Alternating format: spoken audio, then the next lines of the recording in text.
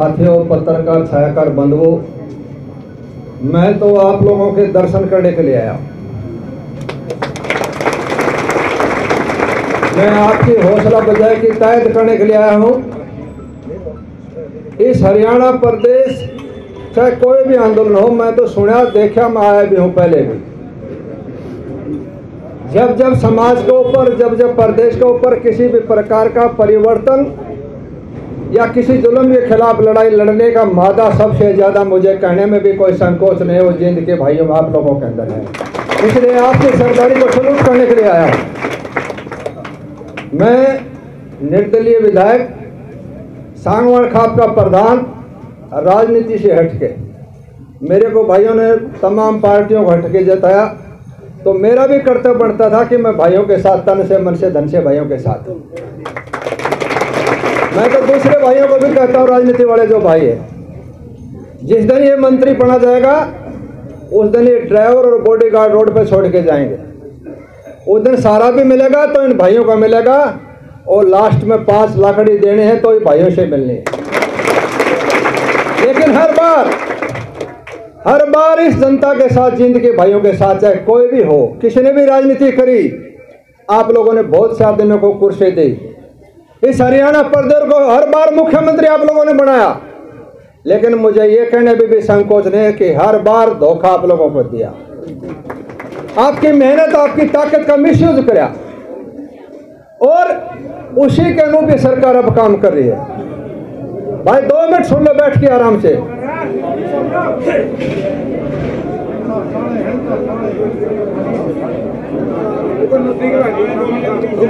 अभी भी सरकार की जो नंगा टकरी है,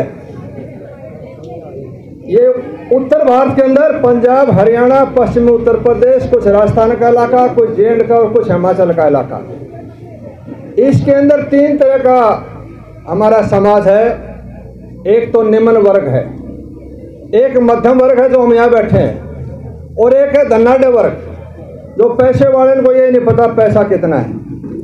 बाकी आप देश के अंदर नीचे जाएंगे, कोई भाई फौजी नौकरी करता हो, दूसरे भाई व्यापार में जाते होंगे, वहाँ 2 ही वर्ग है। एक तो निम्न वर्ग है जो शाम तक मजदूरी करके अपना पेट भरता है, और एक वो है धनाढ़ वर्ग जिसके पास ये नहीं पता लाखों करोड़ कितना है। ये जो अपना उत्तर भारत में, इसमें 3 वर्ग हैं। जो हम बैठे हैं, या दिल्ली दिहाड़ी करने वाले आदमी भी हैं जो शाम तक मजदूरी करके पेट पालते हैं, बच्चे पालते हैं। एक हम हैं जो मध्यम वर्ग के हैं, किसके 5-10 किले जमीन भी है, जिसका 1-2 बच्चा पुलिस में, 1-2 बच्चा आर्मी में, कोई पटवारी, कोई चपरासी, कोई चौकीदार की नौकरी करता है, तो उसके 2 आना की इनकम खेती की और 2 आना की पैदा की नौकरी हो जाता है। वो अपने डीसी की तरह अपने बच्चों को पाल रहे हैं। आज हमारे बच्चे विदेशों में भी जा रहे हैं, किसान के बच्चे पढ़ लिखे अधिकारी भी बन रहे हैं। यह बात सरकार के समझ में नहीं आ रही। ये चाहते हैं कि यहाँ भी जो 6 महीने से लगातार आप जो आंदोलन चला रहे हैं, ये इस मध्यम वर्ग की ताकत है जो 6 महीने के बाद भी आज आप यहाँ बैठे बड़े हल्की लड़ाई लड़ रहे हैं। बिहार, आंध्र प्रदेश, उत्तर प्रदेश से, पश्चिम उत्तर प्रदेश से नीचे जाएंगे, उड़ीसा, मध्य प्रदेश, वहाँ का किसान 24 घंटा आंदोलन नहीं कर सकता। आप 6 महीने से बैठे, ये आपकी ताकत है कि मध्यम वर्ग मजबूत है। और सरकार की ये 3 कानून लाने का कारण भी यही है कि इस जो मध्यम वर्ग इसको खत्म करना चाहती है। मेरी भाइयों से प्रार्थना है, ये जो ताकत भगवान ने हमारे को दिया, इसका सदुपयोग जो हमारे बुजुर्गों ने हमारे को दिया, हमारा भी कर्तव्य बनता है इस ताकत को बरकरार रखना। और सरकार हर बार जितने भी आंदोलन है, इस मध्यम वर्ग को खत्म करने का काम करती है। 2016 का भी आंदोलन देखा, लेकिन हर बार हमारे को धोखा मिला कुछ नहीं। मैं एक भाइयों से प्रार्थना करने के लिए आया हूं कि कम से कम एक तो गांठ लगा ले पल्ले कि हम 36 बरादरी के सब भाई, ये जितने बीजेपी की सरकार है, इनके पास कोई काम नहीं, कुछ नहीं, कोई मंत्र नहीं, कोई विकास नहीं। एक ही है, जिस प्रकार अंग्रेज हमारे समाज के अंदर फूट डालते थे, ये हर स्टेट के अंदर इसी तरह फूट डाल के अपना उल्लू सीधा करते हैं। मजबूत जाट है उसको अदर कास्ट से लड़ा देते हैं। अगर आप गुजरात में जाएंगे तो पटेल को लड़ा देंगे, महाराष्ट्र में जाएंगे तो मराठा को लड़ा देंगे। ये गरीब और अमीर की जो खाई है बीच में, जो इसको पाड़ने के जो काम करते हैं, ये लड़ाई करवा के अपना उल्लू को सीधा करते हैं। मैं कहना चाहता हूँ पिछले 6 साल से हरियाणा प्रदेश सरकार है, विकास नाम की एक ईंट आप ईमानदारी से बताओ कहाँ लगी? जब चौधरी भूपेंद्र सिंह हुड्डा इस प्रदेश के मुख्यमंत्री छोड़ के गए, उस टाइम प्रदेश का कर्जा था 69,000 करोड़, और आज आपको पता है कितना? 2,43,000 करोड़ में सेशन के बाद था। ये कोरोना के कारण और 3 तो ऊपर चला जाएगा। हर बच्चे का हरियाणा में पैदा होने वाले के 1 लाख जन्म लेते ही कर्जा हो गया। प्रदेश के अंदर विकास नाम की कोई चीज नहीं। तो आज से ये प्रेरणा ले लो, कसम खा लो कि कोई जाति पाति नहीं, हम सब भाई है, छत्तीस बिरादरी के भाई हैं। ये इंसान होने में लिया कर्म उन्हें कुछ कर्म करने के लिए आए हैं। अगर अपने घर में बैठाइए तो नहीं देखो पड़ोसी के तवा चढ़ेगा नहीं, उसका भी जेने खाएगा, उसको भी साथ लेकर चले। ये भगवान ने तन मन ये धन दिया है, इसका समाज के हित में इस बुराई को छोड़ के भलाई में लगे। कोठी होना, बड़ा पद हासिल करना, धन होना कोई बड़ी बात नहीं मेरे बुजुर्गों भाइयों। इंसानियत बड़ी बात है होना, और इंसानियत वो है किसी दूसरे का काम है, किसी भूखे को भोजन, किसी प्यासे को पानी पिलाए, किसी बेसहारा को सहारा दे, किसी गरीब बहन बेटी को इज्जत बताइए, इबादत है, हमारा धर्म है। लेकिन सारा सौदा बिगाड़ दिया सरकार ने, नीचे से लेके ऊपर तक। जिन लोगों के हाथ में कमान आनी चाहिए थी, शहीद भगत सिंह, चंद्रशेखर, राजगुरु, सुखदेव, जिन्होंने कुर्बानी दी, उनके हाथ में कमान आनी चाहिए थी, वो तो चले गए बेचारे, फांसी टूट गए, या किसी को काला पानी हो गया, या बीमारी के कारण चले गए। और जिनके हाथ में देश आजाद होने के बाद जिनके हाथ में कमांड आई, वो वही राजघराने 550-700 जो बड़े रियासतों के जो मालिक थे वो, या पैसे वाले आदमी आगे आगे, जिसके दिल में दया नहीं, गरीब की तकलीफ को नहीं सुनेगा। कबीर जी ने भी कहा है कि दया दिल में राखी जब तक घट में प्राण। इनके दया नहीं है, क्यों? इन्होंने भाइयों की नाड़ काट के दौलत इकट्ठी करी, भाइयों के ऊपर जुल्म करे, उनके हाथ में कमांड आ गई, इसलिए नीचे से लेकर ऊपर तक सारा सौदा बिगड़ गया। सब पैसे की तरफ भाग लिए, और हमारे समाज ने भी गलती कर दी, पैसे वाले को बड़ा मान लिया, इज्जतदार आदमी की इज्जत करनी छोड़ दी। और वही आदमी आगे आगे हम अपने बच्चों को भी कहते हैं बेटा आपका पैकेज क्या है, और कोई बात नहीं सिखाते, संस्कार नहीं सिखाते। इसलिए वो संस्कार, वो तालीम जरूर हमारी जो संस्कृति थी, हमारे गांव की बेटी कहीं दूर 150 कोस मिलती थी तो महसूस करते थे कि हमारी बहन है, उसको 100 रुपये देकर सगुन महसूस करते थे। आज बेड़ा गर्क हो गया। इसलिए मेरी पंचायत भाइयों से, मैं तो पिछले 30 साल से 1990 से लगातार इन पंचायतों में मुझे आप लोगों से सीखने का मौका मिला है। इसलिए समाज की बुराई को भी रोकना हमारा धर्म है। जो नौजवान रास्ता भटक रहे हैं उनका मुख्य धारा में भी लाना, लेकिन एक बात जरूर याद रखना, चाहे भूखे रह जाओ, बच्चों को पढ़ाओ। इस सरकार ने सारा 14 चैप्टर क्लोज कर रहे हैं, रोजगार को खत्म कर रहे हैं। अगर आप पिछले देखेंगे, जब से मोदी जी की सरकार आई है, CGL के बच्चे जो कंपटीशन में, इंस्पेक्टर इनकम टैक्स में, जो दूसरे इंस्पेक्टर जो सिविल सर्विस में जाते थे, 20,000 वैकेंसी सालाना होती थी, आज 6,000 कर दी पूरे साल की। और पिछले दिन से जो बच्चे बैठे होंगे, CGL की कोई भर्ती नहीं हो रही। क्यों? सारी बेरोजगारी, करोड़ों बच्चे बेरोजगार, जो पढ़े लिखे बच्चे वो भी मजदूर से कम तनख्वाह लेते हैं। मैं MLA होने के नाते मेरे पास बहुत से भाई आते हैं, भाई हमारे बच्चे को DC रेट पे लगवा दो। DC रेट का मतलब 5,000 रुपये, 5,000 रुपये का शीत भी नहीं पेश का दी एक महीने के अंदर। वो बच्चे बर्बाद ही कागज, हमारे बच्चे मजदूर की भीख कितना मांगते हैं। इसलिए मेरी भाइयों से प्रार्थना है, सरकार की जो मंशा है इसको पूरा नहीं होने देना। लेकिन एक बात का जरूर ध्यान रखना, जो 6 महीने से लगातार जो आपका आंदोलन चल रहा है और जो हमारे भाई नेतृत्व कर रहे हैं, दुनिया का इससे बड़ा आंदोलन, इससे लंबा आंदोलन और इससे शांति प्रिय आंदोलन मैंने तो कोई देखा नहीं। 55 साल की उम्र हो गई। मैं भाइयों से प्रार्थना है, शांति अमन चैन के साथ, गर्म लोहे को ठंडा लोहा काटता है, आवेश में आके नहीं। ये सरकार चाहती है कि तूफान आए, और हमारे समाज में, हरियाणा प्रदेश में, हमारे DNA में है, ये खून में है कि यहाँ शांति नाम की चीज है नहीं। किसी बॉर्डर पर अंग्रेज भी लड़ाई लड़ते थे, उस टाइम यहीं से उठा उठा के हमारे बुजुर्गों को ले जाते थे, विदेशों में भी जाकर अंग्रेज विजयश्री हासिल करते थे आपकी बदौलत से। लेकिन अब ये सरकार की जो मंशा है, इसी खून को, इसी समाज को कंडेम करने का जो काम करती है, मेरे भाइयों से प्रार्थना है, दोबारा भी प्रार्थना है, न तो आवेश में आना, न झगड़ा करना, शांति से अमन चैन के साथ। 24 तारीख का भी आपका प्रदर्शन है, मैं भी खुद उस हमारे भाइयों को बताना चाहता हूँ।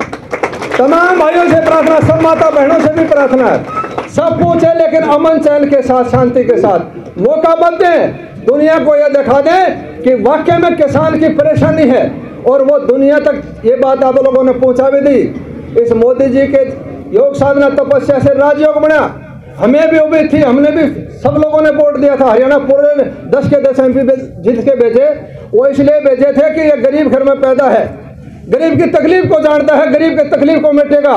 लेकिन जो ही चौथ धर्माया, इस कंपनियों के आवेश में आके कंपनियों ने ऊपर जाल घेर के अपना उल्लू सीधा करने के लिए इसको अपने संस्कार से रास्ता हटा दिया और कुछ सद्बुद्धि छोड़ देती है। जिस प्रकार लोहे का जंग लगता है, अगर जो लोहे का जंग नहीं लगता तो इतना मजबूत होता, कभी खत्म नहीं होता। और इंसान के अंदर अगर घमंड नहीं होता तो इंसान भी कभी खत्म नहीं होता। इसलिए मोदी जी को हमने दोबारा ताकत दी और वो घमंड पैदा होगा। इसलिए उस घमंड को खत्म करने का भगवान को भी अधिकार है, वो जनता को दिया है। 20% तो इस सरकार का और मोदी जी का जो घमंड था उसका गरुड़ का खत्म करने का काम करा किसान भाइयों ने पूरी दुनिया के अंदर अलग जगह है। आज ये पूरी दुनिया का आंदोलन है। और 60% इस कोरोना ने किसी भी प्रकार की कोई व्यवस्था नहीं थी, न कोई डॉक्टर, न कोई वेंटिलेटर, न ऑक्सीजन, न एनेस्थीसिया का डॉक्टर, न फिजिशियन का डॉक्टर। मेरे खुद कोरोना है, मेरे बच्चों का भी कोरोना है। मैं भाइयों से प्रार्थना तो भगवान करे किसी को होए नहींगा, क्योंकि ये सारे भगवान के भगत बैठे हैं। इनके साथ आज सरकार से भी नारी एक ताकत है जो इनके साथ है। इसलिए अगर किसी भाई का हो भी जा, कुछ नहीं, गर्म पानी, नींबू 2-3 टाइम, गर्म पानी का नमक का गरारा और भाप और एंटीबायोटिक गोली घर ही बैठ ले लो, वहाँ हॉस्पिटल में ज़्यादा सुविधा है। और दूसरी बात है, इतनी खुले के अंदर, इतने तापमान के अंदर 45 डिग्री सेल्सियस तापमान के अंदर आप जब यहाँ बैठे हैं, कोरोना गर्मी में जल की मर जाता है तो कौन आवा क्यों चिंता करे।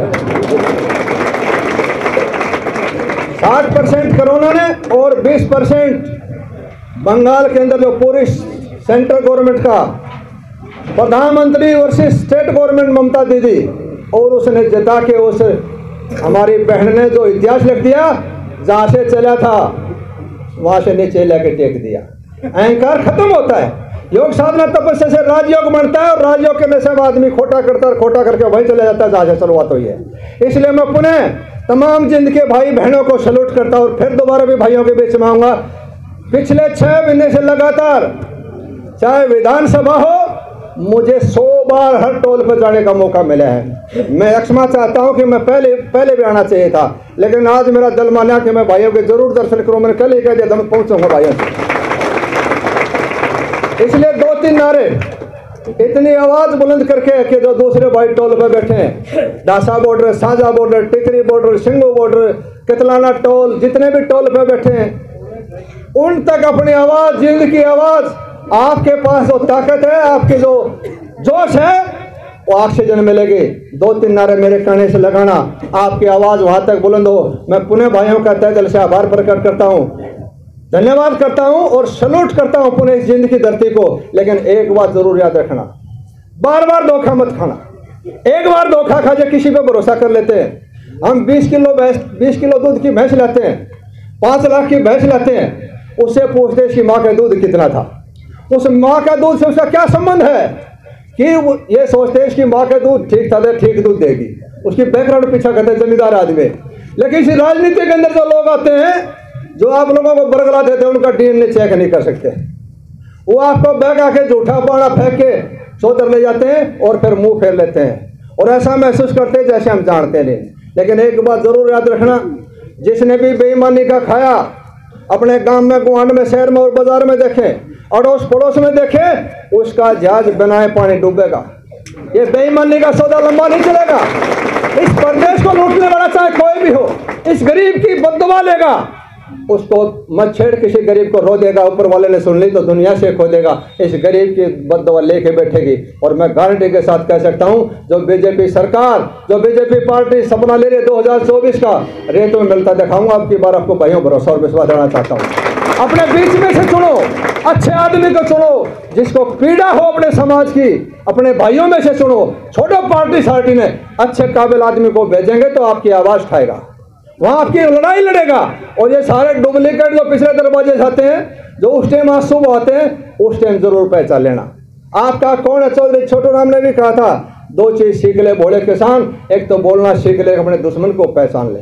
हमारे में से ही जो भाई समाज के साथ गद्दारी करता है, मैं तो कहता हूं जो किसानों के साथ गद्दारी करता है, भाइयों को धोखा दे की राजनीति करता है, उसे गिरा हुआ आदमी मैं तो मानता नहीं। हाँ, ले जाएंगे, ये तो मौका मिलता है सेवा का, इसलिए सेवा करके इस कलयुग के अंदर द्वापर त्रेता सतयुग कलयुग समय समय पर कभी यज्ञ भवन, कभी यज्ञ, कभी भजन, कभी कीर्तन, कभी योग, कभी तपस्या से भगवान के दर्शन होते थे। ये तो त्यागी और तपस्याओं की धरती थी। यहाँ तो संत भगवान को प्राप्त करने का शोध का केंद्र था हरियाणा। यहाँ भ्रष्टाचारी खोटा करने वाले की जरूरत कहाँ थी। लेकिन इस कलयुग के अंदर एक ही रास्ता है, जीव मात्र की सेवा करते हुए मोक्ष को प्राप्त करिए, हमारा देह होना चाहिए। बाकी बारह सदा झूठा है। अपने बच्चों को पढ़ाओ और पुणे भाइयों से प्रार्थना, 36 बरादरी के भाई सब एक हैं, जाति पाति ने खत्म कर दो। एक ही रास्ता है। ये कोशिश करेंगे बार बार इसमें हवा डालने की।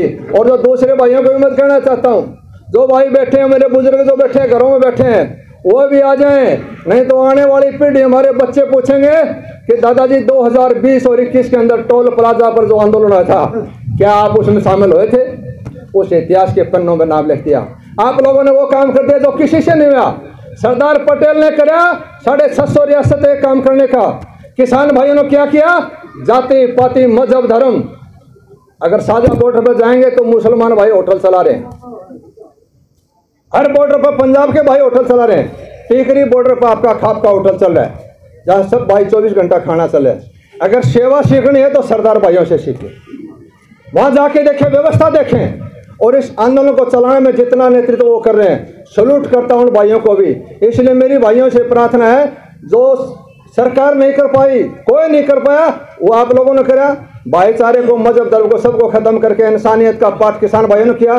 दूसरा काम एक और कर दिया, आने वाले टाइम में हिंदुस्तान के अंदर राज कौन करेगा इसका फैसला भी किसान भाई करने जा रहे हैं, आप करने जा रहे हैं, इतिहास लिखेंगे। इसलिए उस इतिहास के पन्ने अपना नाम दर्ज कराने का जो दूसरे भाई उनसे भी कहना चाहता हूं, और जो नेतागिरी करना चाहता हूं उनसे भी कहना रहे, भाइयों के साथ जीना, भाइयों से मरना, इससे साथ और कोई बात हो ही नहीं सकती। इसलिए 3 नारे, अपनी आवाज मेरी माता बहनों से भी मैं सैल्यूट करता हूं, जिनकी बहनों ने आपने इतिहास लिखने का जो काम कर रहे हैं। 3 नारे लगाना, आपकी आवाज हर टोल पर जाए। किसान एकता, किसान एकता, खाप एकता, भाईचारा एकता, नारी शक्ति। बहुत बहुत मेहरबानी, धन्यवाद। जय हिंद, जय भारत।